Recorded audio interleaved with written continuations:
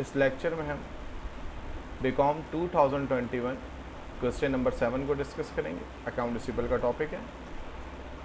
सबसे पहले ये बेसिक एंट्रीज देख लें।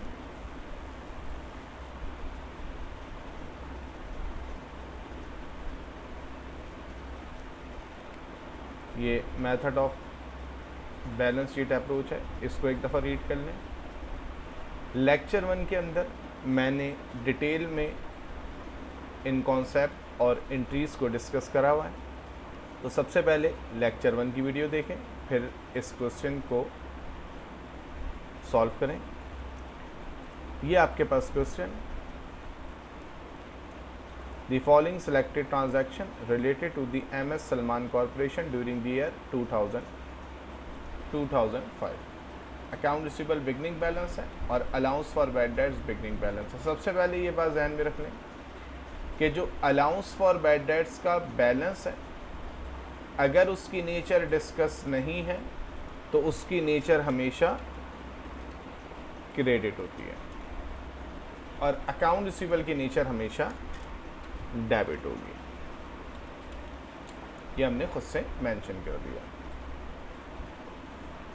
टोटल सेल है 250,000 विच इंक्लूडेड कैश सेल ₹50,000। अब आप गौर से देख लें, अगर कैश सेल 50,000 है तो अंडरस्टूड बात है कि हमारे पास क्रेडिट सेल्स ₹200,000 होगी, क्योंकि टोटल सेल 250 में से कैश सेल 50,000 सब्ट्रैक्ट कर दें तो क्रेडिट सेल 200,000 आ जाएगी। Cash collection from the customer 75,000, return of customer account 10,000, previously return of 5,000 is to be recovered 50% in cash. अब 50% कलेक्ट हुआ है तो इसका मतलब है कि 5,000 का 50% आप कैलकुलेट करेंगे, जिसका अमाउंट 2,500 आता है। सबसे पहले हम इन 4 एंट्री को डिस्कस करते हैं, जो बहुत सिंपल। क्वेश्चन शुरू करने से पहले नेचर मेंशन कर देते हैं कि अकाउंट रिसीवेबल की नेचर डेबिट है और अलाउंस फॉर बैड डेट्स की नेचर डेबिट साइड होगी। अब हम एंट्रीज को आपको शो करते हैं। ये फर्स्ट एंट्री है जी, कैश 50,000 था, क्रेडिट सेल 200,000 थी, तो अकाउंट रिसीवेबल डेबिट हो गया और total sale 250,000 credit. Cash collection की entry cash debit account receivable credit. Written off की entry allowance for bad debts debit account receivable credit. Previously return off जो recover हुआ है 50%, 5,000 का 50% 250,000, उसकी 2 एंट्रियाँ बनेंगी। सबसे पहले account receivable debit allowance for bad debts credit, then cash debit account receivable credit. ये 4 एंट्रीज आपके लिए कोई प्रॉब्लम नहीं है। एंट्री जो 4 में आपके पास ट्रांजैक्शन थी उसकी 2 एंट्रियाँ बनेंगी, आपने 2 एंट्रियाँ बना दी। अब आप नंबर 5 रीड करें। Before closing the books of account receivable and allowance for bad dates were founded the following errors. Cash collection 10,000 but recorded in concerned books ₹9,000। इसका मतलब है कि आपने 10,000 रिसीव कर लिया, एंट्री बननी चाहिए थी cash debit account receivable credit 10,000 से, लेकिन आपने अब तक उसको सिर्फ 1,000 रिकॉर्ड किया। इसका मतलब है कि 9,000 का अमाउंट आपने एंट्री में कम रिकॉर्ड किया था। तो सेम एंट्री बना लें कैश कलेक्शन की, cash debit account receivable credit, लेकिन जो एंट्री बनेगी वो 10,000 या 1,000 से नहीं बनेगी। समझें इस बात को, 10,000 आपने कैश कलेक्शन करा है बट आपने रिकॉर्ड 1,000 करा है। इसका मतलब है कि एंट्री बनाने की मिस्टेक नहीं है, एंट्री का जो अमाउंट रिकॉर्ड किया है उसमें आपने गलती करी है, यानी कि आपने जो 10,000 कैश कलेक्शन था उसको बाय मिस्टेक 1,000 लिख दिया। तो इसका मतलब है कैश कलेक्शन की एंट्री 9,000 से और बन जाएगी। आपने एंट्री बना ली कैश कलेक्शन की, cash debit account receivable credit, और अमाउंट चेक कर लें 9,000। सेकंड रीड करें, credit sale 20,000 is to be omitted, यानी कि आपने इसको रिकॉर्ड नहीं करा। तो क्रेडिट सेल की एंट्री होती है account receivable debit sale credit, इसको रिकॉर्ड कर लें। आपने एंट्री रिकॉर्ड कर ली account receivable debit sales credit 20,000 से। थर्ड में देखें, sold old furniture on account 12,000 but recorded in sales account. इसका मतलब है कि आपने फर्नीचर को सेल किया तो एंट्री बननी चाहिए थी ऑन अकाउंट सेल किया है, account receivable debit furniture credit, क्योंकि जब आप फर्नीचर सोल आउट करते हैं तो फर्नीचर क्रेडिट होता है, ठीक है जी। तो एंट्री बननी चाहिए थी account receivable debit furniture credit, लेकिन गलती से आपने फर्नीचर की जगह सेल लिख दिया, ठीक है। तो इसको ऐसे समझिए कि एंट्री बननी चाहिए थी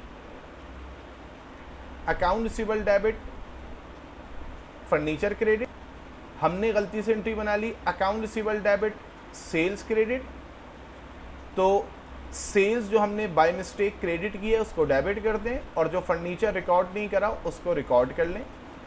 तो ये बेसिकली जिस तरह से एरर की एंट्रीज बनती हैं ये वही एंट्री है। तो इसकी एंट्री बनेगी सेल्स डेबिट फर्नीचर क्रेडिट, आपने एंट्री बना दी सेल्स डेबिट फर्नीचर क्रेडिट 12,000 से।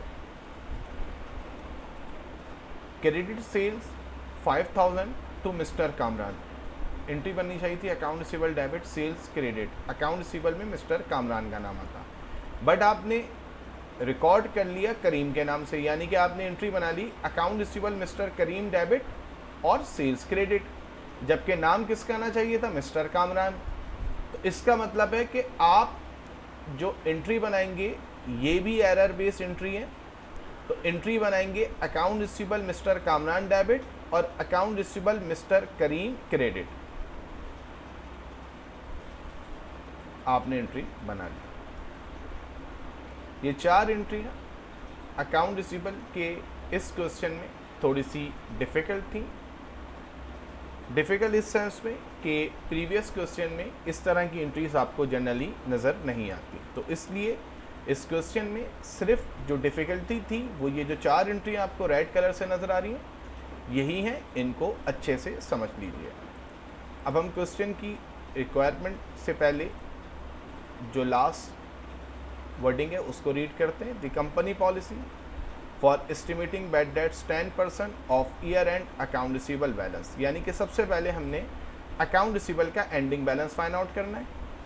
हमारे पास अकाउंट रिसीवेबल का ओपनिंग बैलेंस 10,000 था, फर्स्ट एंट्री में अकाउंट रिसीवेबल डेबिट है 200,000, सेकेंड एंट्री में अकाउंट रिसीवेबल क्रेडिट है 75,000, थर्ड एंट्री में अकाउंट रिसीवेबल क्रेडिट है 10,000, फोर्थ की 2 एंट्रियाँ बनी हैं, इसमें ए एंट्री में अकाउंट रिसीवेबल डेबिट है और फोर्थ की बी एंट्री में अकाउंट रिसीवेबल क्रेडिट है 2,500, फिफ्थ की जो फर्स्ट एंट्री है उसमें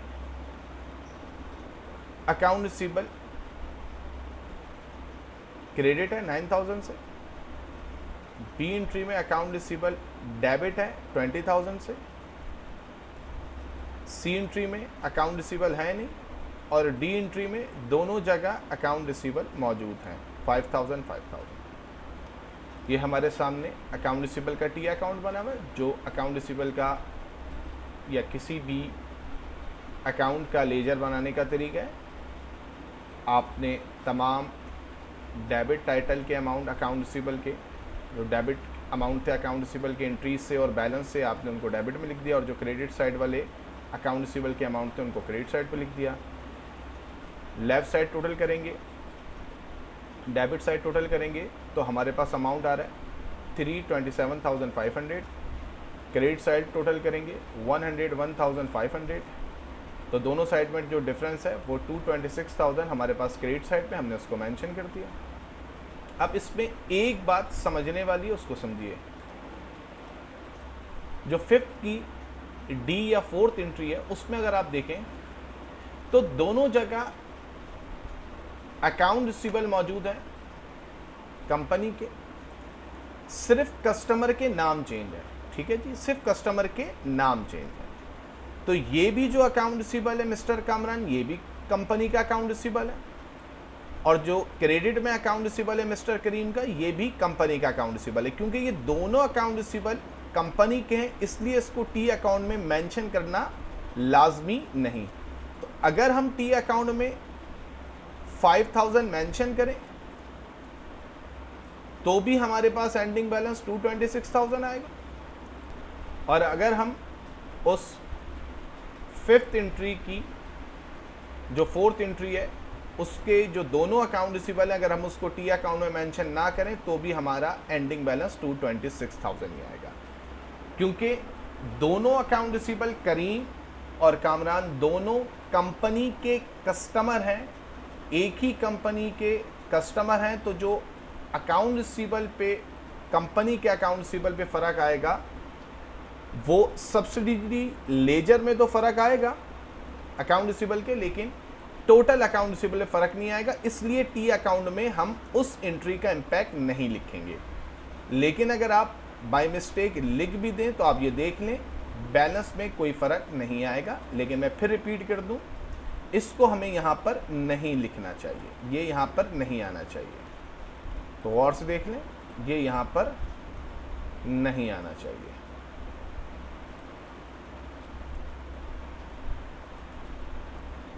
ये इसका एक्चुअल टी अकाउंट है जो हमने पेपर में बनाना है। आई होप कि आपको अकाउंट रिसीवेबल का टी अकाउंट बनाना आ गया।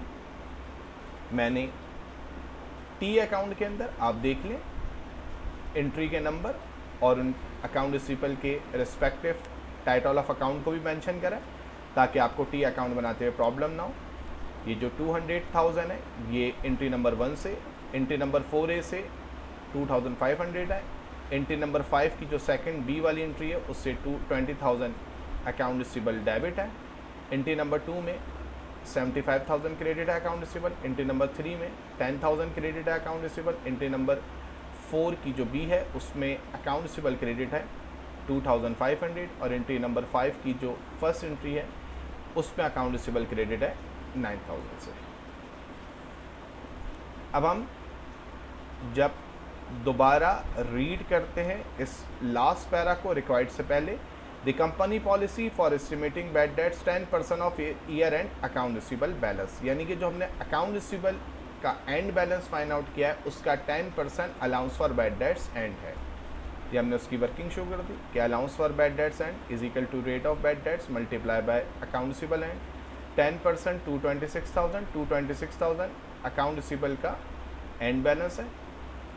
आप चेक कर लें, जो अकाउंट रिसीवेबल का एंड बैलेंस है 226,000, उसका 10% हम कैलकुलेट करेंगे तो 22,600 हमारे पास अलाउंस फॉर बैड डेट्स का एंड आ गया। याद रखिएगा अलाउंस फॉर बैड डेट्स का ending balance allowance for bad debts के लेजर में हमेशा डेबिट साइड पे लिखा जाएगा। जो क्वेश्चन में अलाउंस फॉर बैड डेट्स का ओपनिंग बैलेंस है उसकी नीचे मेंशन नहीं है तो वो क्रेडिट होगा 5,000। फर्स्ट एंट्री में अलाउंस फॉर बैड डेट्स नहीं है, सेकेंड एंट्री में अलाउंस फॉर बैड डेट्स नहीं है, थर्ड एंट्री में allowance for bad debts debit है 10,000, फोर्थ की ए एंट्री में allowance for bad debts credit है 2,500, फोर्थ की बी एंट्री में अलाउंस फॉर बैड डेट्स नहीं है, फिफ्थ की फर्स्ट एंट्री में अलाउंस फॉर बैड डेट्स नहीं है, फिफ्थ की बी एंट्री में भी अलाउंस फॉर बैड डेट्स नहीं है, फिफ्थ की सी एंट्री में भी अलाउंस फॉर बैड डेट्स नहीं है और फिफ्थ की डी एंट्री में भी अलाउंस फॉर बैड डेट्स नहीं है। आप चेक कर लें, जो आपने अलाउंस फॉर बैड डेट्स का एंड बैलेंस निकाला उसको आपने अलाउंस फॉर बैड डेट्स के लेजर में डेबिट साइड में लिखा, ओपनिंग बैलेंस क्रेडिट साइड पे मौजूद था वो लिख। थर्ड एंट्री में allowance for bad debts debit है, आपने लिख दिया 10,000। फोर्थ की ए एंट्री में allowance for bad debts credit है 2,500, आपने क्रेडिट साइड पे लिख दिया। अब डेबिट साइड को टोटल करें तो 10,000 और 22,600 32,260 आ गया और क्रेडिट साइड पे जो टोटल है वो 7,500। अब 7,500 में और 32,260 का जब हम डिफरेंस लेंगे तो वो हमारा क्रेडिट साइड पे आएगा। क्रेडिट साइड पे बैलेंस आता है तो हम उसको लिखते हैं allowance for bad dates, sorry उसको हम लिखते हैं bad debts expense. Allowance for bad debts के टी अकाउंट में जब आप अलाउंस फॉर बैड डेट्स का end balance find out already कर चुके हों, यानी कि बैलेंस शीट अप्रोच कर रहे हों, तो बैलेंस अगर आपके पास डिफरेंस अगर आपके पास क्रेडिट साइड पे आता है तो वो बैड डेट्स एक्सपेंस होता है। अब आप क्रेडिट में मेंशन कर देंगे 7,500 और 32,260 को जब आप माइनस करेंगे तो 25,100 आपके पास अमाउंट आ गया। दोबारा देख लें, इसमें थोड़ी सी मैंने टोटल में मिस्टेक कर ली थी। 10,000 प्लस 22,600 को जब टोटल करेंगे तो 32,600 आएगा। उसमें से 7,500 माइनस कर लेंगे तो हमारे पास जो डिफरेंस आ रहा है वो 25,100 आ रहा है। हमने उसको बैड डेट्स एक्सपेंस लिख दिया। अब हम इसकी एंट्री बनाएंगे। ये हमने इसकी एंट्री बना दी, bad debts expense debit, allowance for bad debts credit, और क्लोजिंग एंट्री बना दी, expense and revenue summary debit, bad debts expense credit 25,100 से। तो अब रिक्वायरमेंट चेक कर लें। आपको एंट्रीज बनानी थी, आपको अकाउंट रिसीवर और अलाउंस और बैड डेट्स का लेजर बनाना था, और आपको एडजस्टिंग और क्लोजिंग एंट्री बनानी थी बैड डेट्स एक्सपेंस की, वो आप ऑलरेडी बना चुके हैं। ये हमने प्रेजेंटेशन शो की, सबसे पहले सोल्यूशन मेंशन किया, फिर हमने एंट्रीज मेंशन की जो हमारे पास गिवन थी।